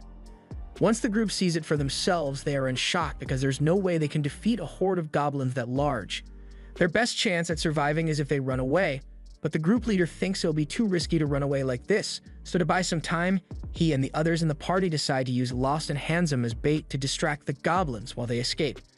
Before Handsome realizes what's going on, both he and Lost have been chucked off the side of the cliff and left behind. Handsome tries to call out for help, but Lost tells him that those guys won't be helping them. In fact, this might be the reason the party decided to accept incompetent people like them in the first place. The situation infuriates Handsome, but he can't do anything about it until they get out of here, so he and Lost promise to make it out of this alive with one another and get their revenge on that party for abandoning them. The two battle against the goblins for a long time, but ultimately, there's not much they can do to defeat such a large horde when there's only two of them, so they are forced to hide in a hollow tree to avoid the goblins for a little while. Handsome is starting to feel like there's no hope of surviving the goblin horde after all, and he can't stand the fact that the other party members are going to survive by sacrificing him. About that, not many people know this, but goblin hordes actually tend to prefer attacking larger groups of people, so if the goblins locate the party, they'll redirect all their forces to attack them. Just as Lost says this, the goblins locate the party and all start running off to attack them. And while the party is being massacred, Lost and Handsome are able to sneak out of their hiding spot undetected. Handsome thinks those guys deserve to die at the hands of the goblins after what they did to him and Lofts, but Lofts still wishes he could help them since he doesn't like the idea of anyone dying, although it's not like he has the power to save them. So he tells Handsome they should start heading back to town. Handsome is about to start following Lofts, but all of a sudden, he falls to the ground in pain because he has a severe injury on his arm from when he fought the goblin. Lofts is shocked and asks why Handsome didn't tell him about this sooner, but Handsome didn't want to make himself a burden when they were in a life or death situation. Lofts begins trying to heal Handsome, but Handsome tells him to stop because he's going to attract the attention of the goblins if he keeps this up. He tells Lofts to just leave him behind because this is his own fault for being incompetent, so a weakling like him has no right to live. Lofts yells that he's wrong and tells him that while the world may be harsh on incompetent people like them, there's still always hope for salvation. After that, Lofts and Handsome worked together and broke through the goblins' defense lines to make it back to the city. In Handsome's eyes, Lofts was his salvation, but what Lofts said about the world being harsh on incompetent people was still true. The only difference is that the incompetent ones on that day were the adventurers who abandoned them without knowing the behavior patterns of the goblins they were fleeing from. After Lofts and Handsome returned to the city, they went their separate ways and Handsome met a certain elder who took him in. Handsome learned a lot of things from this person, and eventually he was able to stand on his own feet as a competent adventurer. The elder who took him in as the guild master missed, and that explains how Handsome became a guild employee and is acting as the guild master's right-hand man. But Handsome didn't say all this just because he wants to reminisce about the old days. He is greatly indebted to Lofts for saving him on that day, so he wants to return the favor. He tells Lofts to leave this city for his own good, and he's not saying this as a threat, but as a genuine warning because he doesn't want Lofts to get caught up in what's about to come. Lofts doesn't really understand what Handsome is trying to say, so as he leaves Handsome's office, he returns to the other adventurers and tells them that he couldn't get Handsome to budge on his policies.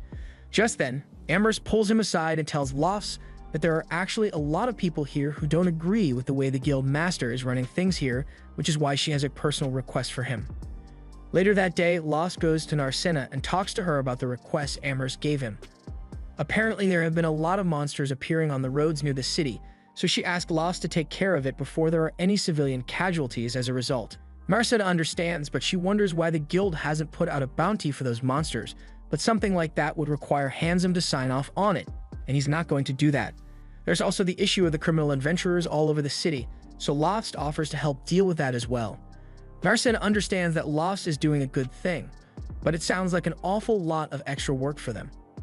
Lofts tells her she doesn't need to worry about that since Amherst said she would give them bonus pay for dealing with the monsters on the road. But since this isn't a guild-approved mission, she's going to be paying the reward out of her own pocket. She really doesn't want to, but she feels like it's only fair since Lofts is going out of his way to help. Later that day, Handsome goes to meet with the guild master and brings him a letter that arrived from the Prime Minister. The letter is basically a reminder from the Prime Minister for the guild to keep an eye on Narcissa, but Handsome doesn't understand why Narcissa would be important enough for the Prime Minister of the land to be so interested in her. He asks Miss for an explanation, so Miss tells him about the story of the evil dragon and the sleeping princess. It is a popular fairy tale in this world where the princess sacrifices herself to defeat the evil dragon, but Miss tells Handsome that it is not a mere story. It is a prophecy that must be fulfilled, and the sign that someone has been chosen by the gods to sacrifice themselves as the sleeping princess is the sudden manifestation of blue hair, a description that perfectly matches Narcissa. The group heads out to the plains and soon spot the horde of goblins that have been attacking travelers in the area. Lara suggests that they could sneak up and ambush the goblins or attack them from a distance, but Lofts thinks the best course of action would be to attack them directly. If they attack from a distance, it will be easier for some goblins to survive and escape, and then they would just attack again sometime in the future. But if they fight head-on, they can make sure they wipe every single goblin out. In that case, Sieg suggests that they should circle around the goblins and attack them from the front, so everyone agrees and start walking across the field. By coincidence, this happens to be the same place where Lofts and Narcissa first met all those years ago, but unlike back when the horde of goblins attacked, Narcissa isn't a helpless princess anymore, and Lofts is now a capable fighter, and they've both got each other's backs. After fighting for a while, all the goblins had been defeated, and the group was getting ready to head back to town, but all of a sudden, the ground begins violently shaking, both in the plains and within the city, and it looks like the guild master knows something about this. Once the shaking finally stops, Lofts and the others rush back to town to check if Mary is alright, and thankfully, no one was injured and there wasn't much damage to the inn. But that doesn't mean everything is fine though, because a second later, an adventurer comes running in, and he says he's looking for Lost because Marnell needs his help in the town square. Lost and the others head over to the town square to see what the problem is, and when they get there, Marnell is relieved to see that Lost actually showed up. He points to the fields outside the city, and even though Lost and the other just finished dealing with a huge horde of goblins, there's somehow an even bigger horde of goblins outside there. There are even a few hobgoblins mixed in there, so if those goblins were to attack the town right now after all the chaos from the earthquake, it would lead to an absolute massacre. Marnell doesn't want to let that happen, which is why he wants to take the goblin out before they make it to the city, and he would like Lost to help out. However, he hasn't reported this to the guild yet, so it is likely they won't get paid for their work, but Lost and the others say they are fine with that as long as the town remains safe. They all head out together and begin slaying the goblins one after another, and when Lost goes up against the hobgoblin, he manages to slice his arm off in one go. However, to his utter shock, the hobgoblin starts hurling death threats at him, and the regular goblins start doing the same. Everyone is freaked out because as far as they know, goblins are meant to be able to talk, and this is the first time they've ever seen something like this. But nevertheless, the goblins' strange behavior doesn't change their mission, so Lost tells everyone to stay focused on slaying the goblins as quickly as possible. Eventually, they manage to defeat all the goblins, and the only one left is the injured hobgoblin, but before it vanishes like the rest of them, it proclaims that even though the humans managed to win this battle, it is sure they will lose in the end because after what's coming, not a single human will be left alive. After the hobgoblin vanishes, it drops its magic crystal, and from the structure of the crystal, it looks like it was an evolved hobgoblin. But even so, Lost has never heard of an evolution granting a monster the ability to speak, so he is still unsure of what could have caused it. Just then, one of Marnell's friends comes running up and tells them that there's more trouble over by the labyrinth entrance. There are a ton of goblins gathered outside the entrance, at least 3 times the amount of those they fought outside the city, and their numbers are increasing by the minute. There's no way they could possibly handle all these goblins at once, so Lost tells everyone that the best course of action is to retreat for now. But that doesn't mean they are running away because Lost plans to head to the guild and gather more adventurers to help defeat the goblins.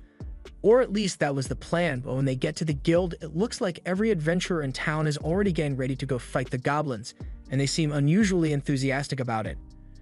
The reason the adventurers are so motivated is because the guild put out a bounty on the goblins that escaped the labyrinth, and it's quite a generous amount at that. Part of the bounty is even paid in advance, so there are a bunch of adventurers who just end up taking the money and disappear to buy some non-existent milk. Marcena asks why they keep giving out advance payments if they know people like that are going to take advantage of it, and Amherst would personally like to stop wasting money, but it's an order from Handsome, so she has no choice but to go along with it. Marnell doesn't think this is such a bad thing, because regardless of their selfish motivations, if all these adventurers go to fight the goblins, the town will be saved. However, C wonders if Handsome might have known something like this would happen since all the money they are giving out as rewards would have had to have been gathered weeks in advance. Just then, Ralma shows up, and Lost is surprised to see that she's still in town. But since she's here, he asks if she expected something like this to happen as well. For such a large number of goblins to escape the labyrinth at once, there could only be one possible explanation: a labyrinth rampage. Marcena doesn't know what a labyrinth rampage is, but Amherst recalls reading about it in an old book, so she leads everyone into the back to take a look at it. A labyrinth rampage is a phenomenon where countless monsters emerge from the labyrinth at once, and while it usually only lasts one day, there have been reports of rampages lasting up to a week, and in a case like that, any nearby cities or villages would be overwhelmed with monsters and eventually become ruins. The rampage is caused when the ambient magic in the labyrinth exceeds a certain level, and the only way to prevent it is to continuously slay all the monsters in there, while also allowing the new monsters to spawn in the labyrinth to absorb some of that magic. Now that Amherst thinks about it, she recalls that the whole reason the Adventurers Guild was created in the first place was to ensure that the magic levels in the labyrinth are kept at a reasonable level. That's really useful information, so the others are a bit upset that Amherst didn't mention it till now, but in her defense, it was only mentioned once during guild staff orientation, and no one pays attention to that. Ralman doesn't blame Amherst for not taking that part of their orientation seriously, since the last time a labyrinth rampage actually happened was over 100 years ago. But then again, 100 years isn't that long when we're talking about a disaster like a dungeon rampage. It is still recent enough for there to be well-documented reports about it, so anyone who's been in the adventurer business for a while should have heard about it. Marnell finds it strange that even though Marmot is one of the largest adventurer cities out there, it wasn't able to slay enough monsters to keep the magic levels in check. It's almost as if this rampage was intentionally caused, but speculation won't get them anywhere right now since the rampage is already in progress, so Ralma asks Lost what he wants to do about it. A little while later, Lost and a couple of others are helping the people in the area move all their stuff out, but Narcena asks if all this is really necessary. Lost doesn't like the idea of using other people's stuff either, but if the rampage ends up lasting several days, then no matter how hard the adventurers try, there's no way they will be able to last long enough. Inevitably, the city is going to suffer damages, so the best they can do is get ready and create a barricade with all this stuff to minimize that damage. Down the road, Marnell is yelling at Keith and the other kids for trying to go fight the goblins as well. Keith and the others think it's the right thing to do since this place is their hometown and they want to fight to defend it. But in all honesty, Keith and the others would probably die the second they set foot on that battlefield, so Marnell won't let them go. He tells them that they can fight for their home in the future when they are more competent as adventurers, but getting themselves killed won't do anyone any good, so if they really want to help, Marnell suggests that they should play support roles for the adventurers engaged in combat. Things like transporting injured people or sending messages back and forth will help the fight go smoother in the long run. Keith and the others understand what he's saying, so they all agree to support the adventurers and run off to get started. A little while later, the goblins show up at the city entrance, and the adventurers are all posted outside to intercept them, so as the battle begins, they seal off the entrance with some carts and begin attacking the goblins inside. It is an intense battle, as there are even mid-level monsters showing up, and Lost hadn't expected the monsters to show up in just half a day, so he blames himself for being unprepared. However, Ralma assures him that it's not his fault since along with everyone else, this is Lost's first time experiencing a labyrinth rampage, so no one expects him to be fully prepared. But if he still feels guilty about it, then he's just going to have to fight with all his heart to make sure everyone survives. Aside from the goblins, there are also 2 liches floating in the air, and these ones can talk as well, so they start yelling that they will kill all the humans. But Ralma isn't interested in hearing their chant, so she starts shooting fireballs at the monsters, and Marnell orders everyone to attack at once. With their combined effort, they are able to take out every monster in the initial wave, but just when Ralma thought they were done, a second wave of monsters showed up and attacked. Narcena asks Ralma if she can blow them up with another fireball, but Ralma is exhausted, so she isn't going to be able to help for a while. If that's the case, C decides to handle the monsters instead, and since Lyra is taking care of the healing, Lost decides to join him as well. They both do their best to take on the goblins, and they are holding their ground pretty well, but then C accidentally trips on one of the goblins' clubs, so his defenses are left wide open and the goblin is about to use the opportunity to smash his head in.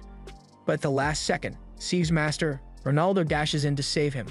This is our first time seeing Ronaldo, but he's the one who trained C and gifted him that magic sword he's always using. However, C isn't the only one who has a history with Ronaldo here because Lost, Narcena, and Ralma all know him as well. Ronaldo was the one who taught Lost how to use a sword, and for a while, he also acted as Narcena's personal swordsmanship teacher, although she ended up deciding to go with martial arts instead. He's also old friends with Ralma, so he jokes about her being a fire demon, and that gets Ralma angry, so she launches a fire blast at him. Ronaldo is easily able to deflect it though, and there's a lot he'd like to say to Ralma, but it looks like there are more important matters to deal with at the moment, so he runs off to deal with the goblins. While Ronaldo is dealing with that, a magic door suddenly opens on the side of a building and Handsome walks out, telling Ralma that Branch President Mist wants to see her. Ralma is a little suspicious about this whole thing, but she agrees to go see Mist. Before she leaves though, Lost asks if he can come along since there's a lot he wants to say to Mist in person. Surprisingly, Handsome says it's fine for Lost to accompany them and even says Narcena should come as well. Handsome starts leading them to Mist's chambers, and Narcena doesn't understand why Mist would want to see her, but Lost tells her everything's going to be fine. Worst case scenario, if Mist tries to do anything, Lost will be there to protect her. However, Ralma corrects Lost because he has no chance in hell of beating Mist in a fight. Mist is even stronger than Ralma is, so she warns Lost not to attack him under any circumstances. But with that said, the second Ralma sees Mist, she launches a massive fireball at his face. Of course, Mist remains completely unharmed, but he scolds Ralma for being so reckless because she nearly burnt his precious clothes. This is the guild branch president, Mist, and he's the last elf alive in this world. Lost and Narcena are still in shock after learning that someone as powerful as Ralma has a master, so Ralma explains that Mist is leagues above her in every way. Elves as a species are extremely proficient in the use of magic, but even among elves, Mist is exceptionally powerful since he has lived for over 600 years and learned all kinds of spells. This whole time, Mist has been staring intently at Narcena. It's starting to make her a little anxious, so Ralma asks Mist why he summoned them here. It has been years since she last saw him, and after she found out he was in this town, he kept avoiding her up till now, so she assumes this isn't meant to be a reunion. Indeed, Mist has something important to tell them, but it's going to be a long story, so he uses magic to conjure up some chairs so everyone can sit. Before they begin, Ralma asks Mist if this was his plan all along. He lured scumbag adventurers into the city and refused to do anything about their criminal conduct because he intended to have them fight the rampage, and the reason Handsome kept telling people to leave town over the smallest complaint was an attempt to allow the kind adventurers to stay out of trouble. All this leads to the conclusion that Mist must have known about the rampage long before it happened, and Mist doesn't deny it since anyone could have figured out that rampage was coming with all the strange things happening in there. Strong monsters had begun showing up on the upper levels, and on top of that, there was an unusually high evolution rate among the monsters, so there were clear signs. But if Mist really knew about it in advance, Narcina asks why he didn't at least warn the people about it ahead of time.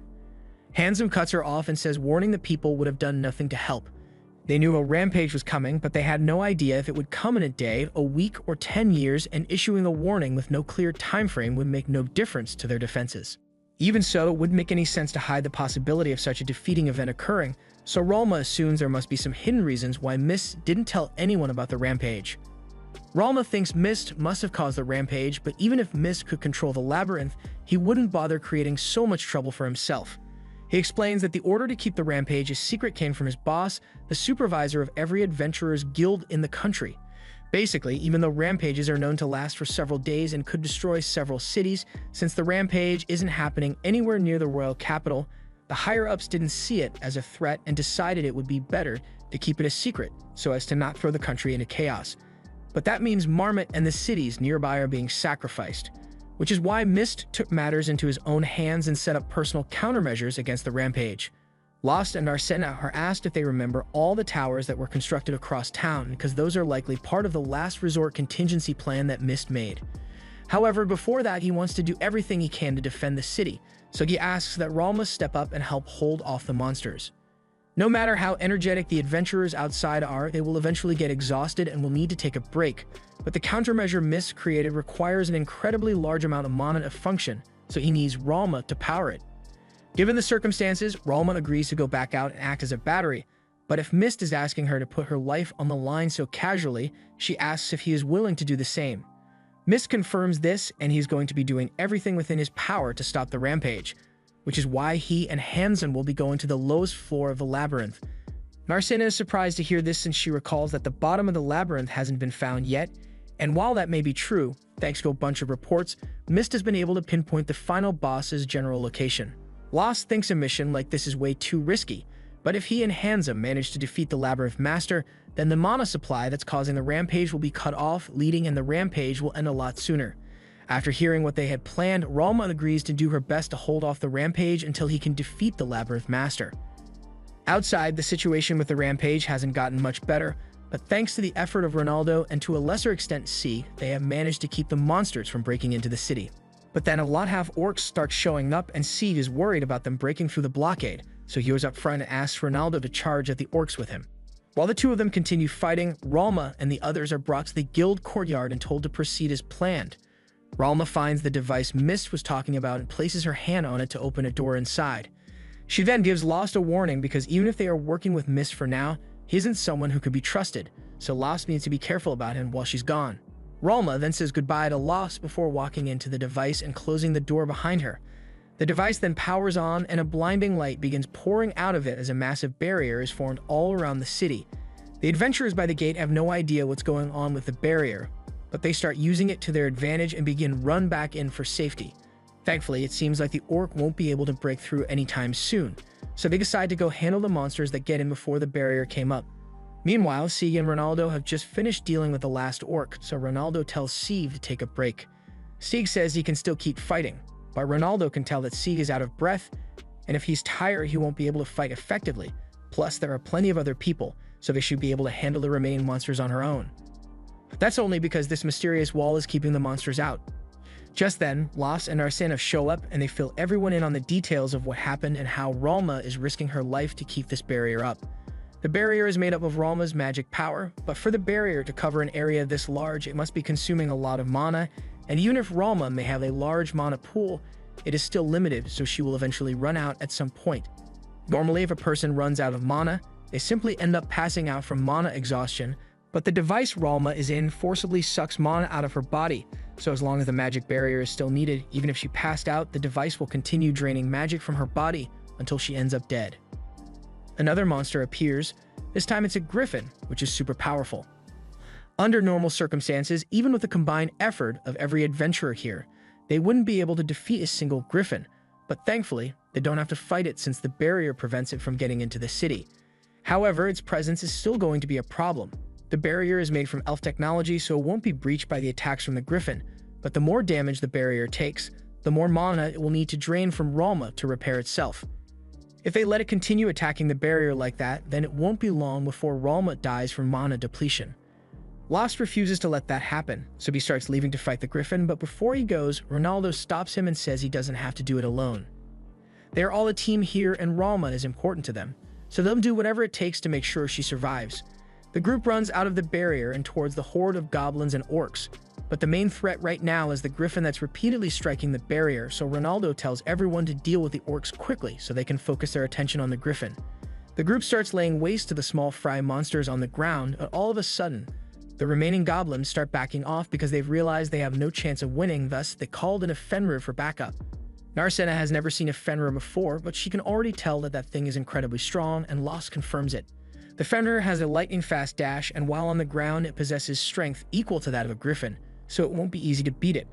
Ronaldo asks Lost if he will be able to handle the Fenrir on his own since he still has to take down the griffin, and Lost thinks he should be able to manage it, so Ronaldo runs off to handle the griffin, while the rest of them take on the Fenrir.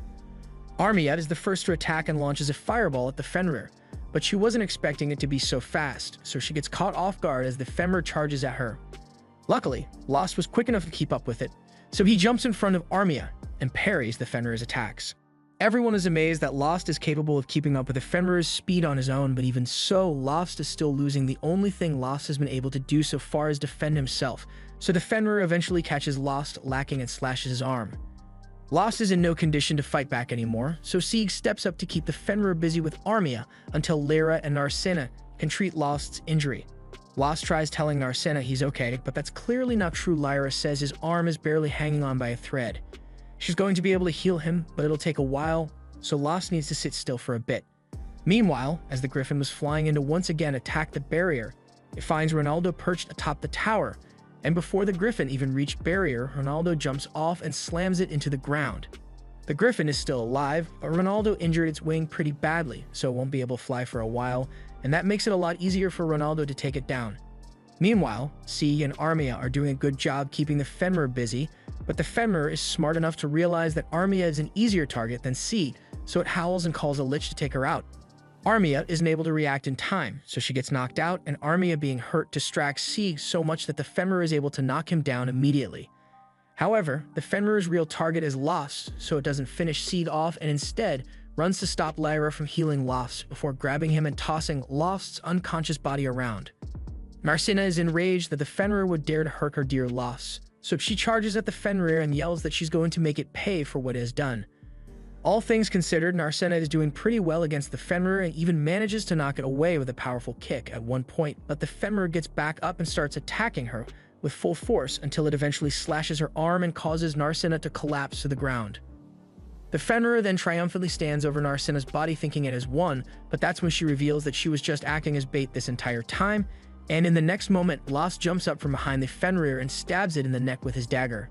When Narcena saw Lost on the floor earlier, she noticed that he was only pretending to be unconscious and was really healing his arm, so she decides to draw the Fenrir's attention so it would lose focus on Lost and would be susceptible to a surprise attack. Now the Fenrir has been defeated, Narcena's injuries cause her to pass out, so by the time she wakes up, the others have already brought her back inside the barrier. She's surprised that her body doesn't hurt anymore, but with Lost around it would honestly be more surprising if he hadn't healed her.